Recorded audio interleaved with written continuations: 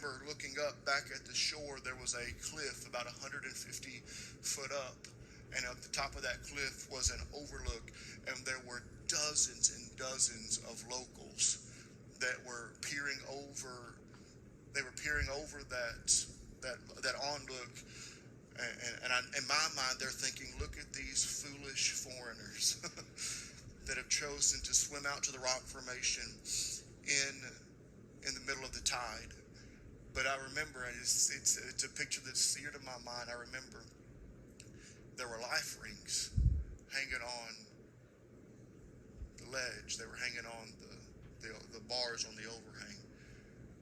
And there was a picture seared in my mind that day that I never want to be the people on the cliff looking down at the ones that are struggling, having the capacity to throw a life ring and not throwing a life ring. And I want to ask you, are you throwing out the life ring? Are you throwing out the life ring?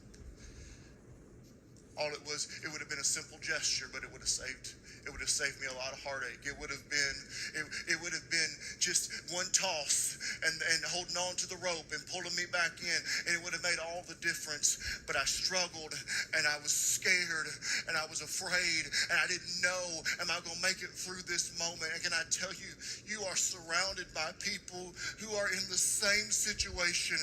They're scared, and they're afraid, and they don't need your religious conversation, and they don't need your judgmental comments. They need you to say, here's a life ring. Let me help you.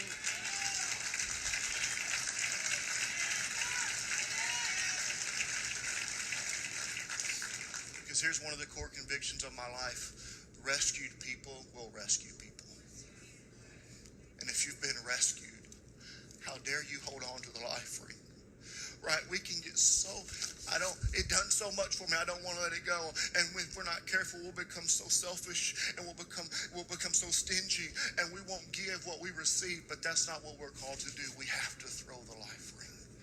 We have to throw the life ring. We are lifeguards, and we have to throw the life ring. We have to reach one more. Eric, if you'll help me close.